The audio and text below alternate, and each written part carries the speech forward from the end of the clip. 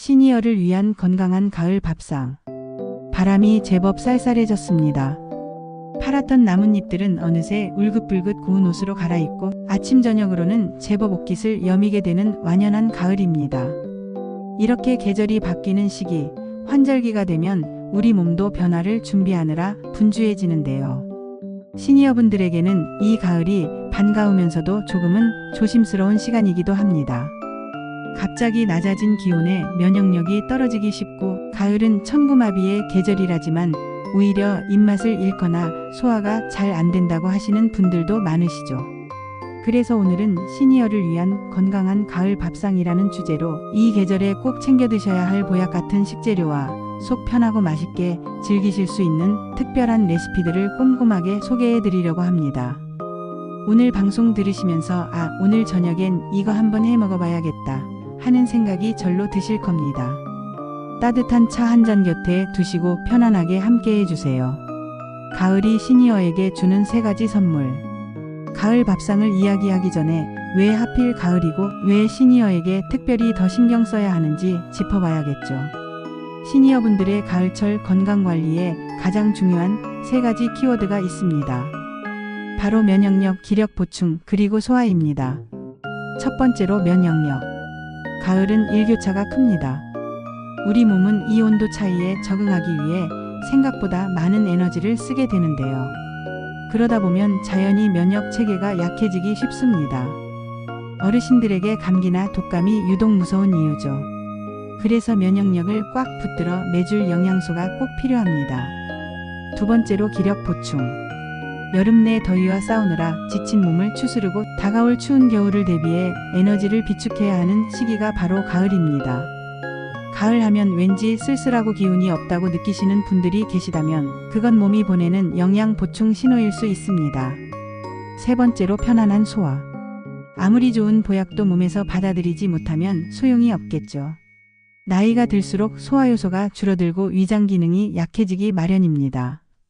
그래서 시니어분들의 가을 밥상은 자극적이지 않고 부드러우며 소화 흡수가 잘 되는 음식으로 채워져야 합니다. 오늘 소개해드릴 식재료들은 바로 이 3가지 면역력, 기력, 소화에 초점을 맞춘 가을의 보약들입니다. 그럼 본격적으로 가을 장바구니에 담아야 할 첫 번째 재료부터 만나볼까요? 뼈 건강과 면역의 왕, 버섯 이야기. 첫 번째 주인공은 바로 숲속의 고기라 불리는 버섯입니다. 가을은 버섯의 계절이죠. 표고버섯, 느타리버섯, 팽이버섯, 새송이버섯. 종류도 참 다양합니다. 흔히 버섯을 그저 향이나 식감으로만 즐긴다고 생각하시는데 사실 버섯은 시니어분들에게 정말 중요한 영양소의 보고입니다. 혹시 햇볕 비타민이라고 들어보셨나요? 네, 바로 비타민 D입니다. 비타민 D는 칼슘의 흡수를 도와 뼈를 튼튼하게 해주죠. 시니어분들의 가장 큰 걱정 중 하나인 골다공증 예방에 필수적인 영양소입니다. 그런데 가을, 겨울이 되면 햇볕을 쬐 시간이 줄어들면서 비타민 D 합성이 어려워집니다. 이때 식품으로 비타민 D를 보충해줘야 하는데 버섯이 바로 그 역할을 톡톡히 해냅니다. 특히 표고버섯은 말리는 과정에서 비타민 D가 훨씬 더 풍부해진다고 하니 잘 말린 표고버섯을 챙겨두시면 좋겠죠. 버섯의 또 다른 핵심 성분은 베타글루칸입니다. 이름은 좀 어렵지만 우리 몸의 면역 세포를 활발하게 만들어주는 아주 고마운 성분입니다. 환절기 감기 예방은 물론 염증 반응을 줄여주는데도 탁월한 효과가 있죠. 무엇보다 버섯은 식감이 참 부드럽습니다. 고기처럼 쫄깃하면서도 질기지 않아 치아가 약하신 어르신들도 부담 없이 단백질과 영양을 섭취하실 수 있습니다. 그래서 이 버섯을 가장 고소하고 따뜻하게 즐기는 법을 알려드릴게요. 바로 표고버섯 들깨탕입니다. 이건 정말 간단하면서도 맛과 영양이 일품입니다. 재료 준비로 건표고버섯 혹은 생표고버섯, 느타리버섯, 팽이버섯 등 좋아하시는 버섯, 들깨가루, 다시마 육수, 다진 마늘, 국간장입니다. 만드는 법은 먼저 다시마로 맑은 육수를 냅니다. 멸치 육수도 좋지만 들깨탕에는 깔끔한 다시마 육수가 더 잘 어울립니다. 건표고버섯은 미리 불려서 부드럽게 만들고 다른 버섯들과 함께 먹기 좋게 찢거나 썹니다. 육수가 끓으면 버섯과 다진 마늘을 넣고 한 소끔 끓여 버섯의 향을 우려냅니다. 버섯이 부드럽게 익었을 때 가장 중요한 들깨가루를 듬뿍 넣어줍니다. 여기서 주의사항으로 들깨가루를 그냥 넣으면 뭉칠 수 있으니 고운 체에 받쳐서 육수에 살살 풀어주세요. 그러면 국물이 훨씬 더 부드럽고 걸쭉해집니다. 마지막으로 국간장으로 간을 맞추고 불을 끄기 직전에 팽이버섯이나 대파를 살짝 넣어주면 완성입니다. 상상만 해도 고소한 냄새가 올라오는 것 같지 않으신가요? 맵거나 짜지 않고 들깨의 고소함과 버섯의 부드러운 식감이 입안을 가득 채웁니다. 들깨 역시 불포화 지방산이 풍부해 혈관 건강에 좋으니 그야말로 시니어를 위한 보양식이라 할 수 있겠죠. 다음으로 속 편한 달콤한 단호박과 무 이야기입니다. 두 번째로 만나볼 가을 식재료들은 우리 위장을 편안하게 해주는 달콤하고 시원한 친구들입니다. 바로 단호박과 무입니다. 먼저 단호박입니다. 샛노란 단호박의 색깔, 이 예쁜 노란색에는 베타카로틴이라는 성분이 숨어 있습니다. 베타카로틴은 우리 몸속에서 비타민 어로 변하는데요. 이 비타민 어가 눈 건강에 아주 중요합니다. 노안으로 눈이 침침해지기 쉬운 어르신들에게 꼭 필요한 성분이죠. 무엇보다 단호박은 위를 편안하게 하고 소화 흡수가 정말 잘 됩니다. 천연의 단맛이 은은하게 돌아서 입만 없는 아침에 속을 따뜻하게 데우는 식사 대용으로 이만한 게 없습니다. 단호박 하면 역시 죽이죠. 하지만 쌀을 불리고 쓰려면 번거롭다고 생각하시는데요. 아주 간단하게 믹서기만 있으면 10분 만에 끓이는 법을 알려드릴게요. 재료 준비로 단호박 한 통, 찹쌀가루 혹은 불린 쌀, 물, 소금입니다. 간단 레시피로. 단호박은 껍질 벗기기가 가장 힘들죠. 이럴 땐 전자레인지에 3분에서 5분 정도 살짝 돌리면 껍질을 훨씬 쉽게 벗길 수 있습니다.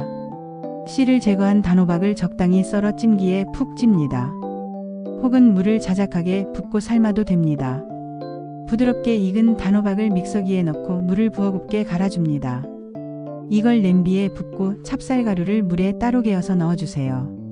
불린 쌀을 넣으셔도 좋지만 찹쌀가루를 넣으면 훨씬 빨리 그리고 부드럽게 완성됩니다. 이제 약한 불에서 나무주걱으로 천천히 저어주기만 하면 됩니다. 찹쌀가루가 익으면서 금세 걸쭉해질 거예요. 마지막에 소금으로 살짝 간을 맞춰 단맛을 끌어올려주면 완성입니다.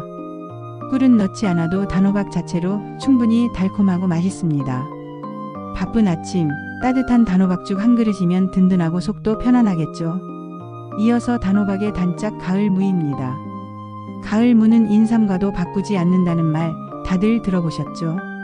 그만큼 가을 무는 영양가가 높고 맛도 좋습니다. 시니어분들께 가을 무가 보약인 이유는 바로 디아스타아제라는 천연 소화 효소 때문입니다. 이 효소는 우리가 밥이나 떡처럼 탄수화물을 먹었을 때 소화를 아주 원활하게 도와줍니다. 속이 더부룩하다, 자꾸 체하는 것 같다 하시는 분들은 이 가을 무를 가까이 하셔야 합니다. 무즙을 내어 드셔도 좋고 나물로 무쳐 드셔도 좋습니다. 그리고 이 무가 최고의 파트너를 만났을 때 그 효과는 배가 되는데요. 잠시 후에 그 파트너를 소개해 드리겠습니다. 뇌 건강과 기력의 원천, 고등어와 무의 만남. 자, 이제 기력을 보충할 시간입니다. 세 번째 주인공은 가을 생선의 대표주자 고등어입니다.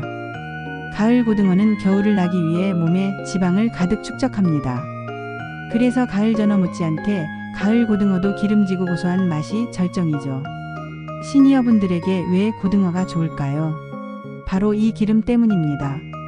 고등어의 기름에는 오메가3, 지방산, 즉 DHA와 EPA가 풍부하게 들어있습니다. 이 성분들은 뇌세포를 활성화해 기억력 감퇴나 치매 예방에 도움을 주고 혈관을 깨끗하게 청소해 심혈관 질환 예방에도 아주 중요합니다. 또한 고등어는 양질의 단백질 덩어리입니다. 나이가 들수록 근육이 빠지는 근감소증을 예방하려면 단백질 섭취가 필수적인데 부드러운 생선 단백질은 소화에도 부담이 없죠. 맵지 않은 간장 고등어 무조림.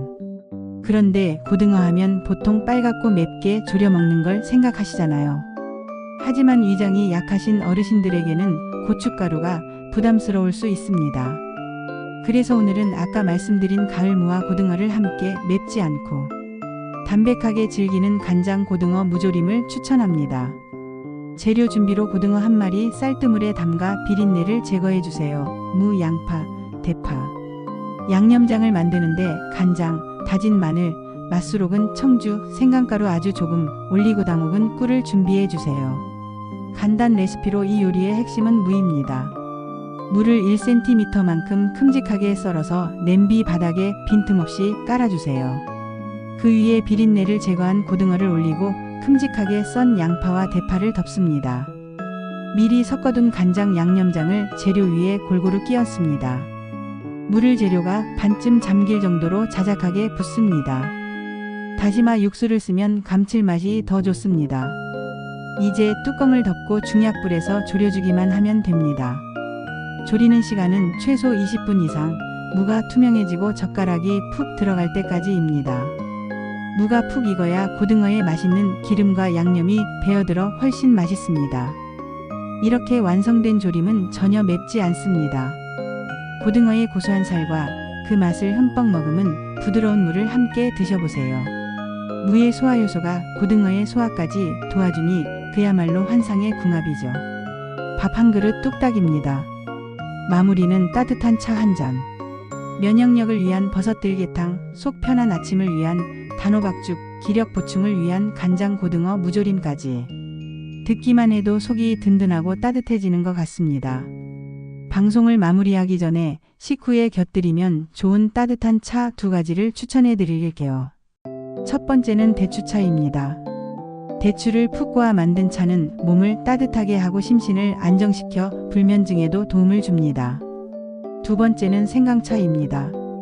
생강은 소화를 돕고 혈액순환을 원활하게 해 으슬으슬 초기 감기 기운을 잡는 데 아주 좋습니다. 너무 맵다면 꿀을 살짝 타서 드셔보세요. 음식이 보약이라는 말이 있습니다. 특히 시니어분들에게는 하루 3끼 제철에 나는 건강한 재료로 차린 따뜻한 밥상만큼 큰 보약이 없을 겁니다. 이번 주말에는 오늘 알려드린 식재료로 정성 가득한 가을 밥상을 선물해 보시는 건 어떨까요? 지금까지 청취해주신 여러분 고맙습니다. 부디 건강하고 풍요로운 가을 보내시길 바랍니다.